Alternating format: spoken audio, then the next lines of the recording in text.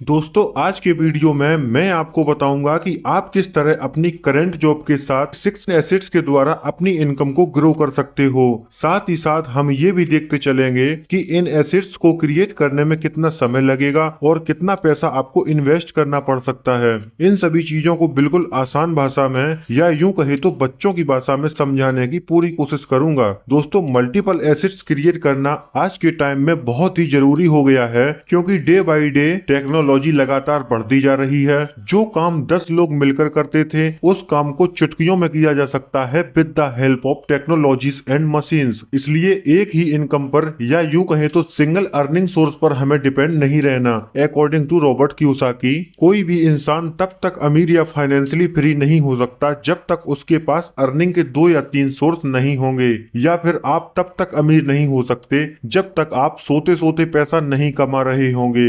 ये video student और नौकरी करने वाले व्यक्तियों के लिए बहुत ही इम्पोर्टेंट है, क्योंकि आपके पास ज्यादा समय है अपना इन्वेस्टमेंट जर्नी शुरू करने के लिए और फ्यूचर में कंपाउंडिंग के पावर को देखने के लिए। दोस्तों आपने famous book rich dad poor dad के बारे में तो जरूर सुना होगा। इस बुक के ऑथर रॉबर्ट टी कियोसाकी कहते हैं कि उनके 2 डैड थे, रिच डैड और पुअर डैड। रिच डैड के अमीर रहने का और पुअर डैड के गरीब रहने का एक मेजर रीजन था। पुअर डैड की सबसे बड़ी प्रॉब्लम ये थी कि वो हमेशा अपने सैलरी बढ़ाने पर ही फोकस करते थे, जबकि वहीं दूसरी तरफ रिच डैड हमेशा अपने एसेट्स बिल्डिंग पर ध्यान देते रहते थे।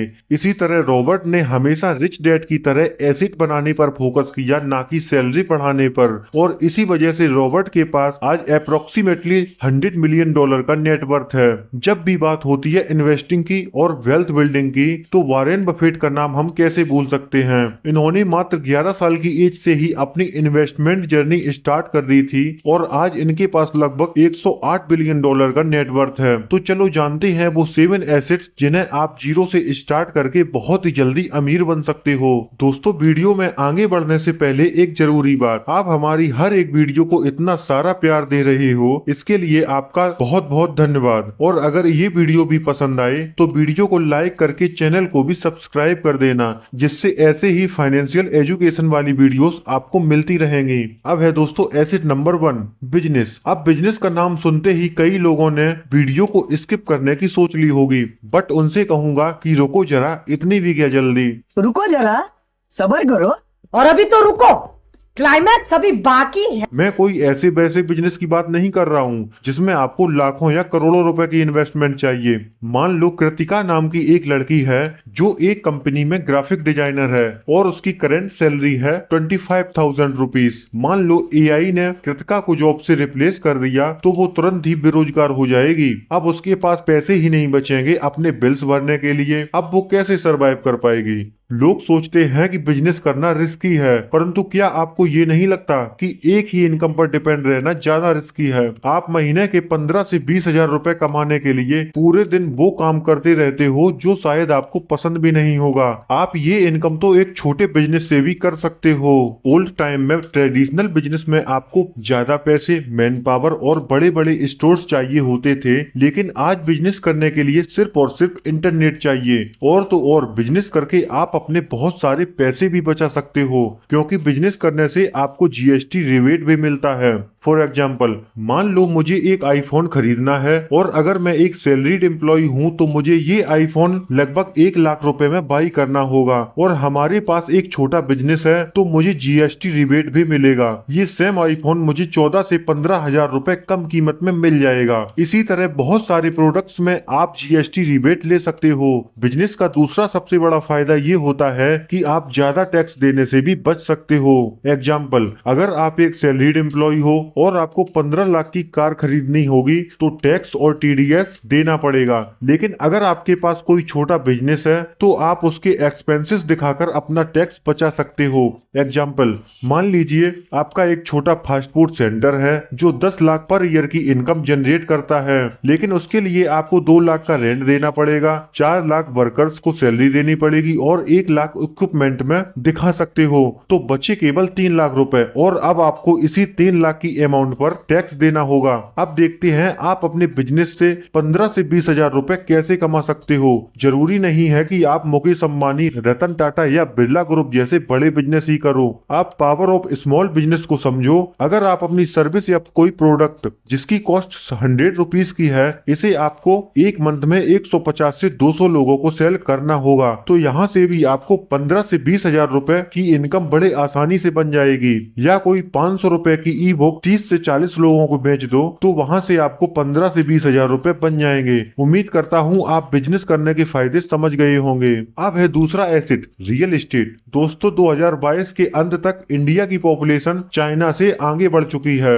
और आज इंडिया की टोटल पॉपुलेशन 1.43 बिलियन यानी लगभग 143 करोड़ हो चुकी है, जो कि वर्ल्ड की टोटल आबादी का लगभग 18% होता है। और वहीं क्षेत्रफल के नजरिए से देखें तो भारत 7वें नंबर पर आता है और यही कारण है day by day housing commercial space का डिमांड लगातार बढ़ता जा रहा है। देखा जाए तो पूरी अर्थ पर सरवाइव करने के लिए बहुत ही लिमिटेड स्पेस है, जहां पर पूरी अर्थ पर 24% लैंड में माउंटेन है, 31% में फॉरेस्ट है, जहां पर ना तो इंसान रह सकता है और ना ही फार्मिंग कर सकता है। और दोस्तों यही सबसे बड़ा कारण है रियल एस्टेट की वैल्यू लॉन्ग टाइम में हमेशा बढ़ती ही रहेगी। दोस्तों जमीन में इन्वेस्ट करना एक सेफेस्ट ऑप्शन माना जाता है। डोनाल्ड ट्रंप, गौतम अडानी, साइरस पूनावाला ऐसे बहुत से बिलियनियर हैं जो रियल एस्टेट की वजह से ही अमीर बने।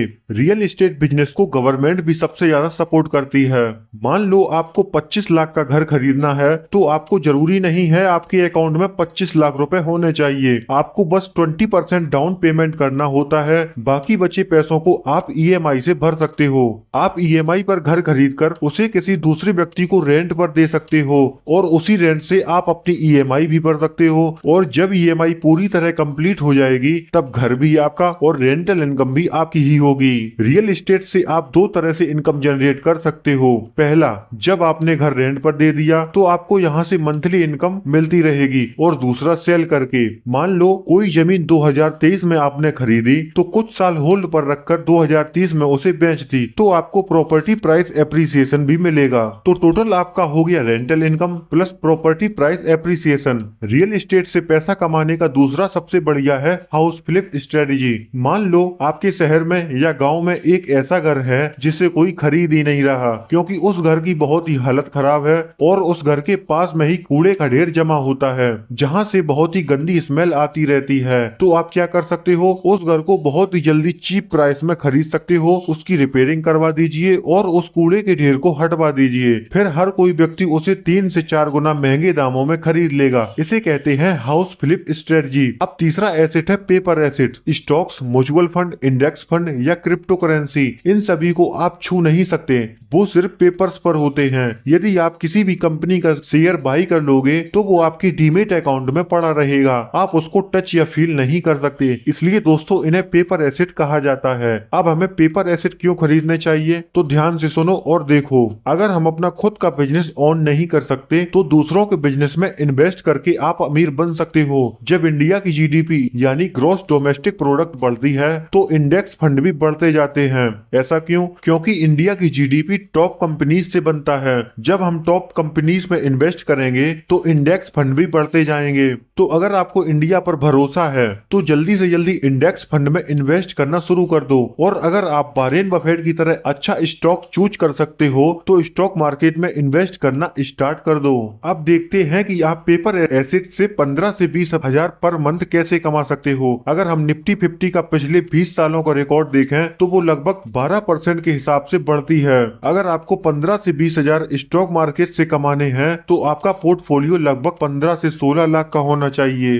दोस्तों कंपाउंडिंग का पावर इतना स्ट्रॉन्ग है, मान लो राहुल ने अपनी यंग एज में 25 साल की उम्र में इन्वेस्ट करना स्टार्ट कर दिया और हर मंथ सिर्फ 1000 रुपए इंडेक्स फंड में इन्वेस्ट करता है तो साल बाद उसे कंपाउंडिंग होकर 44 लाख का अमाउंट मिलेगा। अब ऐसा नहीं है कि 40 सालों में उसकी इनकम बढ़ेगी ही नहीं। उसकी इनकम अगर 10% के हिसाब से इंक्रीज होगी तो 2023 में 1000 रुपए, 2024 में 1100 रुपए और 2025 में 1200 रुपए, ऐसे करते करते उसे 40 साल बाद जो रिटर्न मिलेगा वो करोड़ों में होगा। और अगर आपकी इनकम ज्यादा अच्छी है तो ये नंबर्स 10 या 20 करोड़ देखने को मिल सकते हैं। तो दोस्तों यही है अर्ली एज में इन्वेस्ट करने का सबसे बड़ा ज्यादा फायदा। लेकिन दोस्तों ये सब शॉर्ट टाइम में बिल्कुल भी पॉसिबल नहीं है। वॉरेन बफेट ने अपनी लाइफ में कई बार वेकेशन देखे, लेकिन उन्होंने कभी भी घबराकर विथड्रॉ नहीं किया, इसलिए आज वो इतने अमीर बन पाए।